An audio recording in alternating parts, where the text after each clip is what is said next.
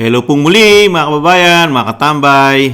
Si Kamanong po dito po sa Tambayang mga kabayan. Samahan niyo pong muli ang inyong katambay para po dito po sa ating kukomentuhan. Bago po tayo magkomentuhan, magandang araw po muna, tanghali, hapon, gabi. Madaling araw po sa ating lahat, saan mang bansa o sulok ng mundo tayo naroon mga kababayan. Naway maingatan po tayo. Ito po, pag-usapan po natin mga tambay.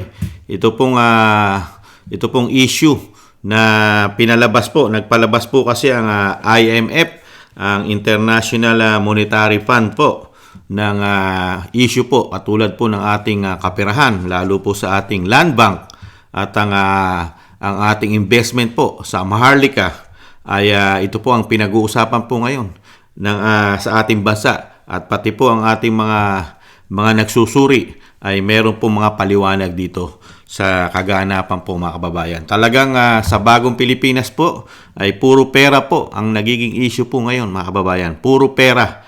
Dahil nung mga nakaraan po, talagang hindi pa rin po natatapos ang issue sa kaperahan. Nahandyan po ang pagbebenta raw po ng tuni-tuniladang ginto, paglipat po ng pera galing sa PhilHealth, kinakuhanan po ng hindi bababa sa 60 billion. Ganon din po ang GSIS, SSS natin, mga taxpayer ang nagiging involved po sa pagkuha po yata nila ng pera ng taong bayan. Ngayon po, pera na naman po ito ng taong bayan dahil ito po ay pera ng land bank mga katabay. Alam naman natin ang land bank, ito po ay nakakatulong po. Ito po ang pinagkukunan po. Pwede po dito manghiram. Siyempre po ang ating mga magsasaka at mga mangingisda at sa lahat po ng sektor na agrikultura ay gamit na gamit po ang land bank. Pero ngayon, mukha po yatang may problema po ngayon mga katambay. Pag-usapan po natin at komentuhan po natin itong mga pahayag ng mga nagsusuri po mga kababayan. Painggan po natin. Napag-usapan na nga natin kanina, no, na nag-issue ng note sa atin ang International Monetary Fund, no? At sinasabi, ibalik sana ng gobyerno ng Pilipinas ang kinuhang kapital mula sa dalawang state banks, ano, sa Land Bank of the Philippines, 50 billion pesos, at sa Development Bank of the Philippines, 25 billion pesos, at nilipat ito sa Maharlika Investment Fund na hanggang ngayon naman ay non-functional. Ano ang mangyayari? Ang sinasabi ng IMF, baka tumulpit daw itong mga bangkong ito dahil sa kulang sa kapital. At ano mangyayari pag tumulpit ito? Makikipagkwentuhan po tayo sa isang ekonomista. Siya ay merong doctorate in economics. Walang iba kundi ang suki natin dito, si Professor JC Punong Bayan. Good morning po, Professor JC. Good morning, Professor JC. Hello, magandang umaga po, Sir Darius and Ms. Renza. Thank you for your time. Kinakalampag ka namin during the holidays. Maraming salamat sa oras mo. Sir JC, anong tingin mo ba rito? Pagka ganitong nagsalita ng IMF, anong ibig sabihin niya?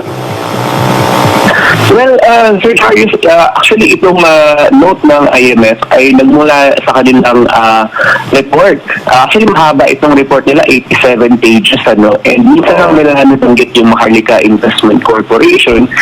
Pero kasi taon-taon kasi nagko-consult kasi yung IMF sa iba't ibang mga stakeholders, mga ekonomista, mga government officials tungkol sa estado ng ekonomiya. At yun nga, hindi kasi nawawala itong problema sa Maharlika Investment Fund na nag-transfer na ng kapital mula sa mga bangko ng gobyerno, wala na nabanggit yung Land Bank at BBP, pero hanggang ngayon ay hindi pa nakakapag-invest.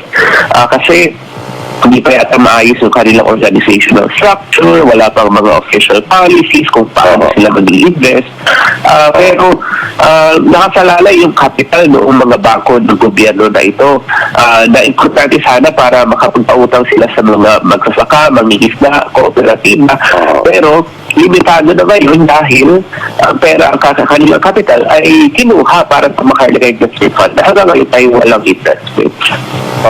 Ang umangal nga rito si DBP Chairman Dante Tinga, at pagkatapos daw kunin ni Noy Finance Secretary Yun po mga katambay, ang hirap po. Masyado po agresibo po ang bagong Pilipinas. Katulad po nito, yung pera po na talagang malaking tulong po sa ating mga kababayan, lalo po sa agrikultura, ay ito po ang pinagkukunan po.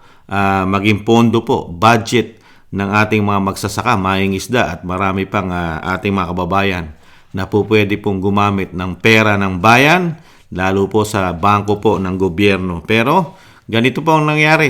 Mismo po, nababahala po ang International Monetary Funds, ang IMF, dito po sa nangyayari po. Ito po kasi ang mga nagsusuri po kasi ito nagsusuri kung may kakayahan pa ba ang ating bansa. Katulad po nito, wag naman sana mabangkarote ang ating bansa sa kaperahan. Kasi kinukuha po nila kasi. Nakapagtataka, lahat po ng kaperahan ay halos kinukuha po nila na wala naman po nakikita na programang malalaki ang ating gobyerno. Di po ba? Dahil mismo ang dating Pangulong Duterte ay wala rin siyang nakita maliban lang po sa puro maintenance at iilan-ilang mabibilang na proyekto ng gobyerno.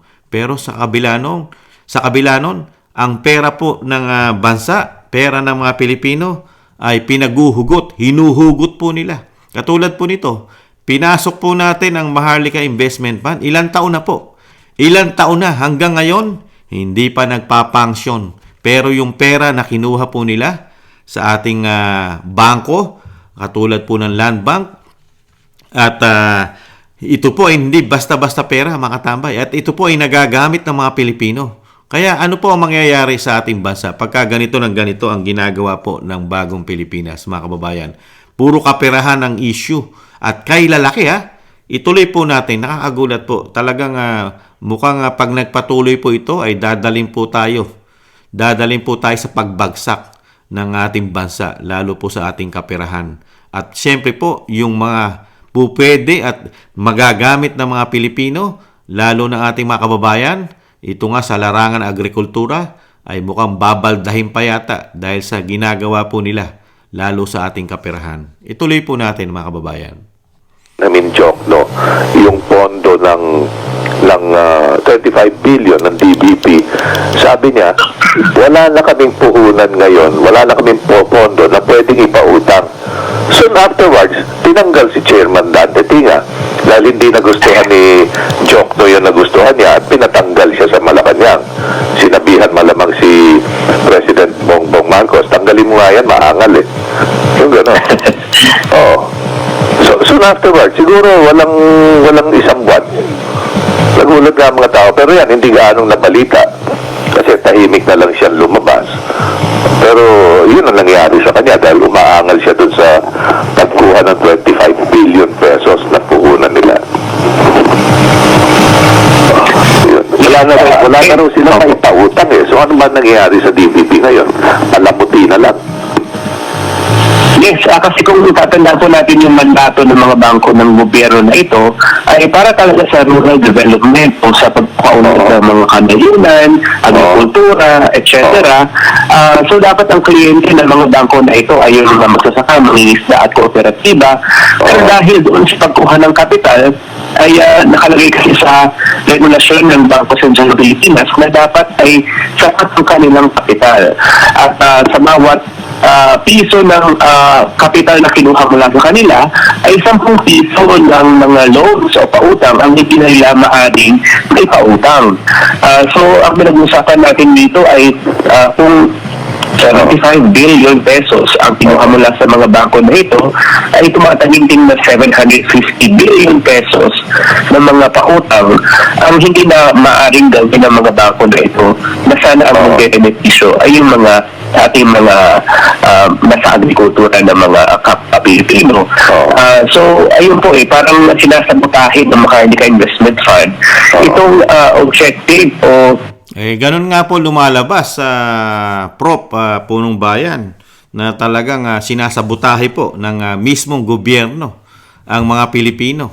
Katulad po ng ating mga magsasaka, mangingisda at syempre po mga kooperatiba na talagang mismo pamahalaan na yata ang sumasabotahe dahil po sa ginawa po nito na masyado pong aggressive ang ginawa po nila. Minadali po kasi nila yan eh.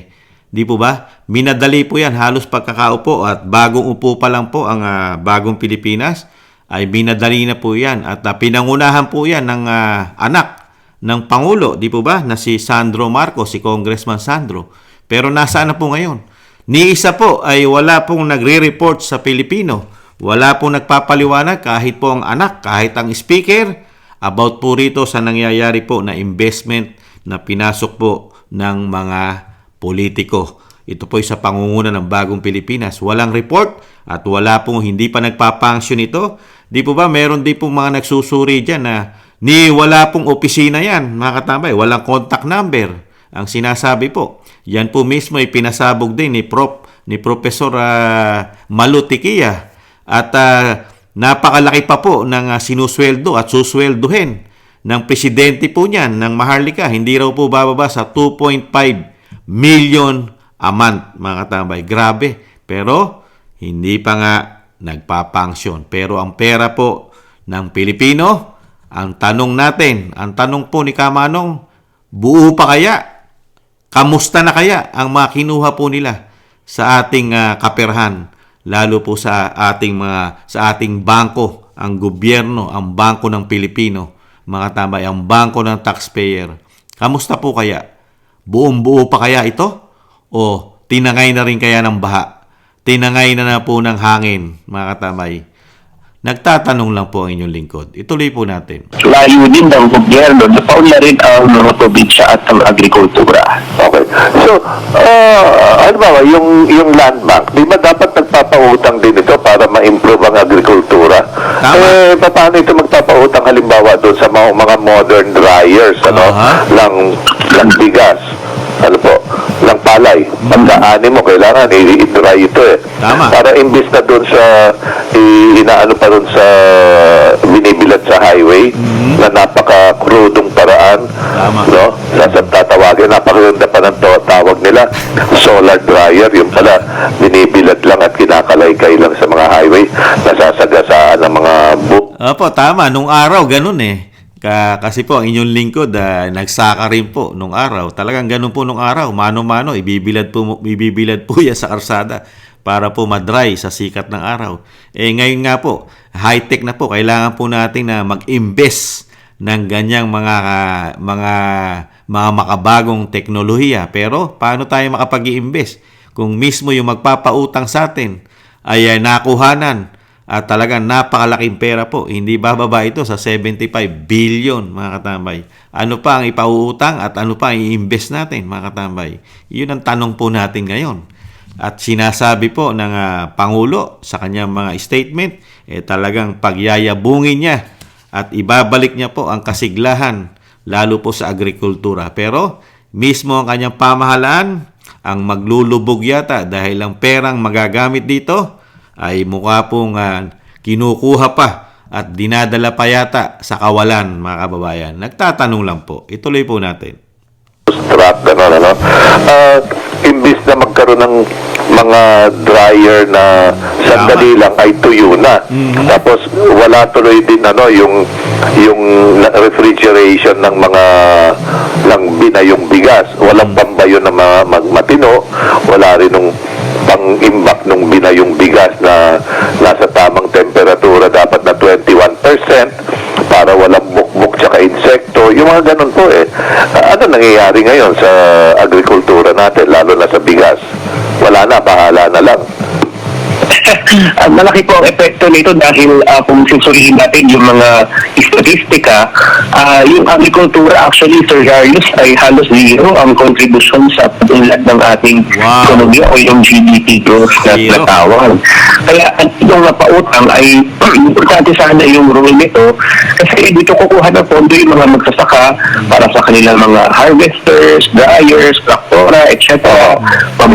Pambili ng mga yielding seeds, at iba mga equipment na kailangan, irrigation, etc. Pero hindi na nila magawa dahil limitado na. Kumbaga, yung inaagaw noong Maharlika Investment Fund, yung pondo na pwede sanang utangin ng mga magsasaka at mangingisda. So, yun ay nakakatawa dito, Sir Jarius, kasi naging Agriculture Secretary si President Bongbong Marcos sa umpisa ng kanyang termino, dahil nga, prioridad daw niya yung agrikultura. Pero mismo lang sinasabotahin niya mismo itong agriculture. Tama, di ba? No, yun po ang kanyang mga statement unang pag-upo niya no? Priority niya yan Hinawakan niya pa nga ang DA, di ba? Ang Department of Agriculture. Wala rin nangyari Pero sinasabotahin niya ang pera.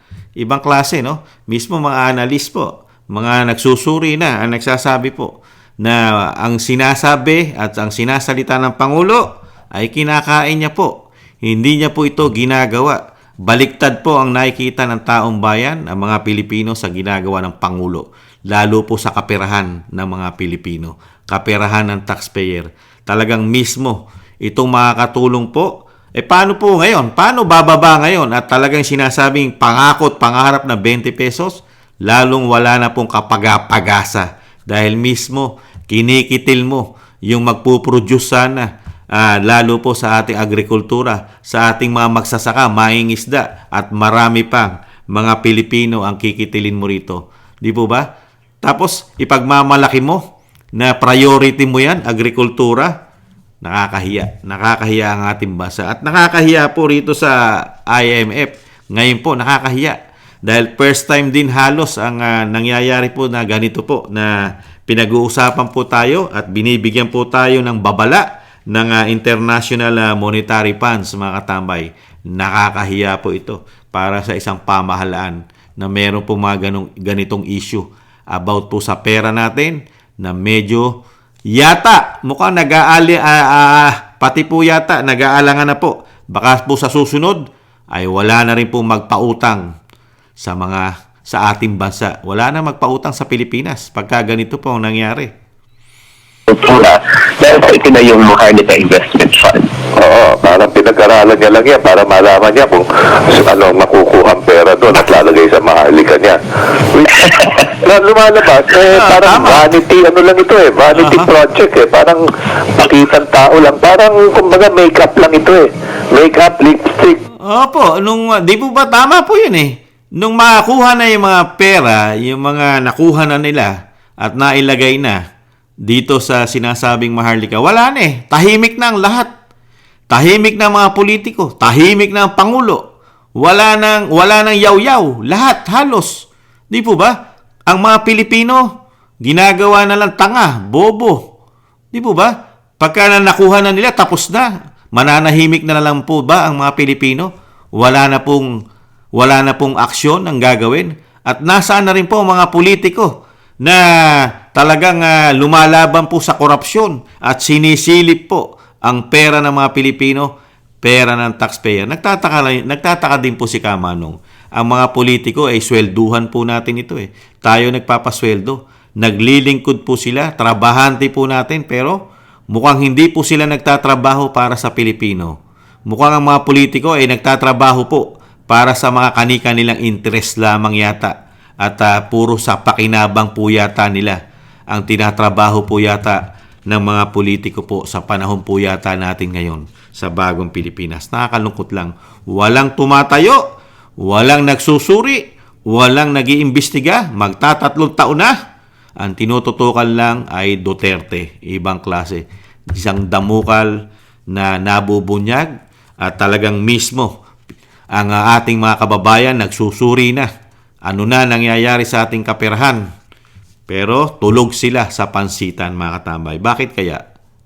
Sa pakinabang? Hindi kaya yung mga perang ito ang ginagamit din po para manahimik sila? Maging bulag, pipi at bingi? Ganun kaya ang nangyayari sa ating bansa? Pera-pera na lang kaya ang labanan? Puro pera-pera na lang ang umiiral para manahimik po? Pati po ang swelduhan, ang trabahante nating mga politiko ay tahimik sa mga issue na ito. Mascara at eyebrow pencil lang ito, pampapogi. Kaya nga Diba? Yeah, vanity. tama po. po, Sir Darius, kasi ang concern ko nga dito po ay isa lang itong Maharlika Investment Fund na mekanismo ng Marcos administration kung saan kumuha sila ng pera mula sa mga bangko ng gobyerno at government financial institutions. Pero kung susuriin, kaugnay ito o nakamit nito, yung pagkuha nila ng halos 90 billion mula sa pera ng PhilHealth, as well as yung mga nangyayari sa budget natin kung saan perasado sila na kumuha mula sa mga GOCCs, hindi lang yung PhilHealth, pati yung Philippine Deposit Insurance Corporation or PDIC, na siya sanang magsisiguro or mag-insure sa pera natin sa mga bangko. Pero ayon sa mga report na nakita ko ay at least Tama po yun eh. Grabe po, di po? Puro sa pera na magsisecure sa mga Pilipino ang kinukuhanan nila. Katulad po dito, sinabi po ni Prof. Punong Bayan, yung sa PDIC, totoo po yun. 117 billion po ang nakuha nila ron. At kung hindi po ito naglabas ng ang Supreme Court, hindi po napigil, hindi po naglabas ng TRO, mailalabas din po yung sa PhilHealth na hindi bababa sa 90 billion. At nakapaglabas na nga po sila ng 60 billion sa PhilHealth. Di po ba? Pero kung hindi po nagkaroon ng TRO ang Supreme Court, makukuha rin po nila yung 89 plus billion sa PhilHealth, mga katambay. At yung sa GSIS, SSS, nakuha na po nila. Hindi po bababa sa 50 to 60 billion po ang bawat ahensya po. At napakarami pa po na puro pera po ng taong bayan ang issue po ng Bagong Pilipinas. Wala pong magawa ang mga dapat na mag-imbestiga rito ay wala pong nagagawa, mga katambay. Kaya po, sa pagdarating na po ang halalan, mga kababayan, ito pong ganitong sistema ng gobyerno, ay magugustuhan po ba natin ito? Na parang magkakasabwat yata sila sa ganitong pera ng Pilipino. Magkakasabwat sila yata at wala pong kumikibol. Halos meron mang kumibo, pero pinatatahimik yata, mga kababayan. Kumibo ka, mananahimik ka. Kung hindi ka manahimik, magkakaproblema ka yata sa kanila. Ganun po yata ang nangyayari sa ating bansa ngayon. Mukhang wala ng demokrasya yata, mga kababayan, ang ating bansa.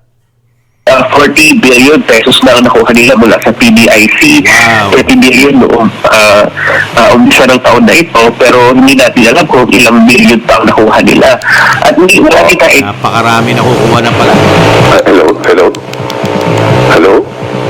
Hello, go on. Ayan po, mga katambay, at napakahaba pa po nito. At pwede nyo pong puntahan ang ito pong talakayan po. Ito po ay nasa DWIC, mga katambay. 882 o 882. DWIC po. Radio station po ito. Ito pong talakayan po nila about sa Maharlika Investment Fund at ang pinalabas po ng International Monetary Funds, mga katambay. Nagbigay po ng warning, babala sa ating pong kaperahan, lalo po sa ating mga bangko katulad po ng government bank na talagang yung termino na talagang pinagsasamantalahan po ng mga politiko, yata mga grabe, no? Mga nakaupo sa atin ngayon, puro pera po, puro kilalaking pera. Pero sa kabila no, kilaki-laki po ng budget natin, mga tabay. Isang damukal na ang budget natin. Taon-taon. Ngayon po, lumobo na naman ang budget natin sa 6 trillion mahigit. Pero kinukuhanan mo pa rin. Sa kabila na napakalaki na ng budget na wala naman po nakikita mga Pilipino na yung sinasabi mo na pinangako ng gobyerno na hihigitan pa ang mga proyekto sa ating bansa, yung better more. Build, better more. Ang nangyari, mukhang ang tinatarget po na better more ay puro pera po yata ang better more. Puro kaperahan, mga katambay. Kaya nga natawarin po ako Natawarin po ako doon sa isang subscribers po o yung yung ating kababayan. Ano po ang message niya? Dito po, kumakalat din po ito sa TikTok at sa mga social platform. Ano sabi niya? Sama-samang mangungutang muli. Yun ang sabi Sama-sama daw tayong mangungutang muli. Sama-samang mangungurakot muli sila. At sama-samang magbebenta ng ginto muli. Tapos meron pa silang sinabi na abnoy noon, bangag ngayon. Matindi. Magkamag-anak nga kayo. Nakita niyo po, mga kababayan natin, nakapagsasalita ng sama-samang mangungutang muli. Siyempre, tayo po yan mga Pilipino At sama-samang mangungurakot muli, mga tambay. At sama-samang magbebenta ng ginto muli. At sinasabi nga po, abnoy noon, abnoy, ngayon naman daw po ay bangag, mga kababayan. Ayon po ito sa ating kababayan. At mismo ang First Lady, di ba? Nagpahayag din po at meron din pong binitawang salita ang First Lady. Sama-sama daw po tayong yayaman muli. Yayaman daw po ang mga Pilipino. Hindi po pala. Ang nakikita po natin at nakikita po ng taong bayan, yayaman muli at magiging bilyonaryo muli ang mga politiko. Yata, mga katambay, hindi ang mga Pilipino. Kasi sa nakikita po natin, di ba? Ang ginagawa po ng finance sa pangunguna po ng Secretary Ralph Recto ng Finance ay talagang nakukuhanan po ng malalaking pera ang ating bansa, ang ating gobyerno, ang ating kaperahan, lalo po sa ating bangko, mga katambay. Ano pa kaya ang kukuhanan nila ng kaperahan, mga katambay? Ano pa kaya ang susunod na issue about po sa kaperahan, mga kababayan? At saan kaya pupulutin ang ating bansa? Magtatatlong taon pa lang po ay talagang napakalaki na po ng nangyayari po at lumalabas na issue sa ating kaperahan. Mismo, pati po ang International Monetary Fund ay nagwa-warning na rin po sa ating kaperahan, mga katambay, na baka tayo'y pulutin sa kangkungan, ang ating bansa ay malubog sa kumunoy sa ganitong klase yata na pamamahala na ibinibigay po ng bagong Pilipinas. Nakakalungkot. Mismo, yung mga promises ng Pangulo ay siya mismo ang kumakain at hindi niya tinutupad yung kanyang promises, mga katambay, nung siya'y nangangampanya at pag-upo pa lang niya, binanatan niya na ito ang tututukan ko. Pero sa kabila nun, agrikultura, tututukan mo. Pero sa kabila nun, tututukan mo pala nakuhanan ng malalaking pera. Ganun po ba, Mr. President? Tinutukan ang administrasyon mo kung paano makuhanan ng malalaking pera ang taong bayan? Di kaya? Nagtatanong lang po ang inyong lingkod, mga kababayan. Nakakalungkot. Muli po, si Katambay Manong, nakakalungkot po nangyayari talaga sa ating kaperahan. At hanggang ngayon po, nagtatanong pa rin ang inyong lingkod, nasaan na ang mga politiko na natrabahanti natin? Nagtatrabaho po kayo para sa mga Pilipino? Ano na po ang tinatrabaho ninyo? Magkakasabwat po ba kayo? Dahil wala pong umiimik at wala po kayong nakikita? Bulag at pipi at bingi? Pera ng taong bayan? Natutuklasan ng mga Pilipino? Ganito ang nangyayari. Pero nananatili kayong tahimik. Nagtatanong lang po. Katulad ni Kamanong, isa rin taxpayer. At ang 10 ng aking sambahayan, kamag-anak, kalahi, ay puro taxpayer, mga kababayan.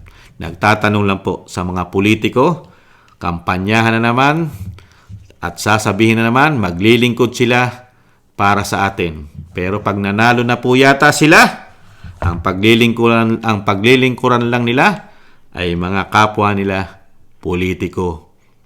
Yata, mga kababayan. Muli po si Katambay Manong. Ay nako, sana po makabawi at makabangon pa ang ating bansa sa mga ganitong natutuklasan natin nangyayari sa ating bansa. Sana loobin pa na wag po sana na dalin tayo sa kawalan at matulad po tayo sa mga bansa na talagang hindi na nakabangon at lumugmok at lugmok lalo sa kaperahan. Maraming salamat po, mga kababayan, at muli po, Happy New Year po, mga tambay. At tiis-tiis po, kahit po ganito ang nangyayari sa ating bansa, konting tiis lang po, mga kababayan. May pag-asa pa. May darating pang pag-asa sa ating bansa. Happy New Year po, mga kababayan. Salamat po sa mga gusto po ng inyong tambayang makabayan sa YouTube at TikTok. At ganoon din po sa mga nagla-like, share, subscribe, and comment. Muli po, mga kababayan, ingatan nawa. Happy New Year. Paalam sa muli. Bye-bye.